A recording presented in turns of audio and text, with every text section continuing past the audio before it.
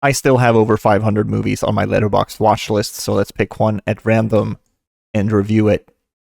Let's see what's going on today. Everyone Will Burn, a Spanish film from 2021.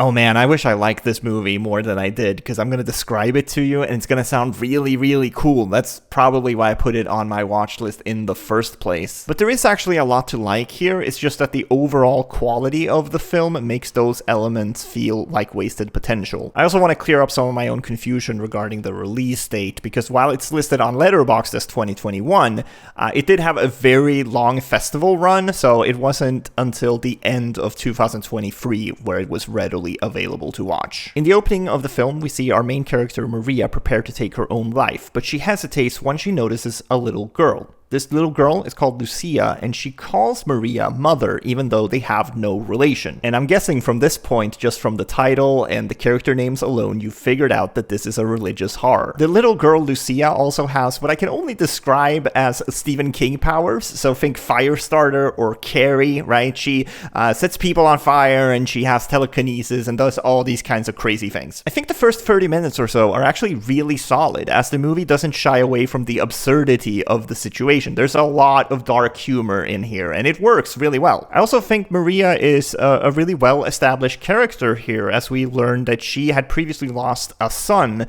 13 years before the movie even starts. So while she is that kind of stereotypical protective mother role you see in a lot of movies like this, there are more things to her that make her interesting, and she has a lot of unresolved trauma. And look, this is going to sound a little messed up if you haven't seen the film, because all of the things I've described to you are incredibly dark, but the setup for this film is inherently funny in certain ways, and the filmmakers knew that as well. Like, they lean into the absurdity of it all. And that's when this movie is at its best. I really enjoyed watching this lady take care of this demon child who spends most of her free time setting people on fire. I've only really talked about the first 30 minutes so far though, and the movie is 2 hours and 5 minutes long. There's simply too much movie here. It's set in one of those small towns where everyone knows everyone, so a lot of characters get introduced, and we spend a fair amount of time with them and their own struggles, and the whole thing is like very ambitious, but also I don't fully understand why the scope of this thing is as large as it is. At some point, I just feel like the movie loses sight of what's actually important in the story, and we spend time with minor or supporting characters, and they get their own backstory, and I appreciate the effort that was put in there, but it doesn't really service the plot in any way. And look, I fully understand and believe that not everything that happens in a movie needs to be in service of the plot, but if you lean too heavily in that direction, it can feel like your movie has lost focus, and that's what it felt like here. Towards the end of the second act, the feel of this movie had shifted completely from something cool, fresh, and unique to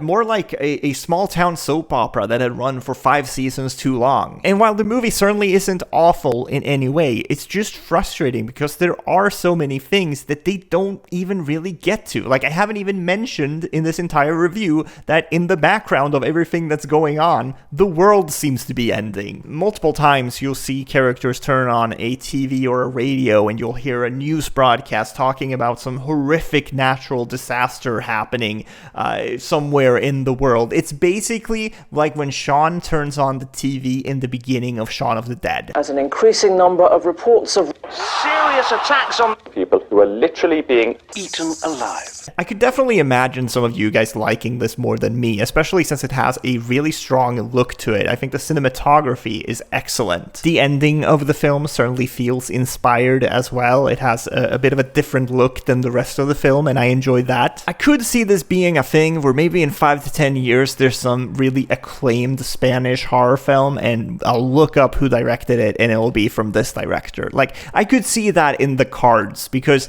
it is, as I said, super ambitious, and there is a lot to like here.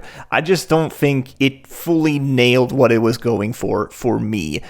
But I also understand, as I was watching this, I had this realization that someone else will love this. This will be someone else's favorite movie because it is such a interesting blend of different types of horror. Like there's some religious horror thrown in here, there's some Stephen King, and then you have the kind of soap opera feel to the drama. Like I think someone will be really into that, but that person wasn't me, unfortunately. As always, if you enjoyed the video, leave a like and comment, and I'll be back with another one of these tomorrow. Stay tuned.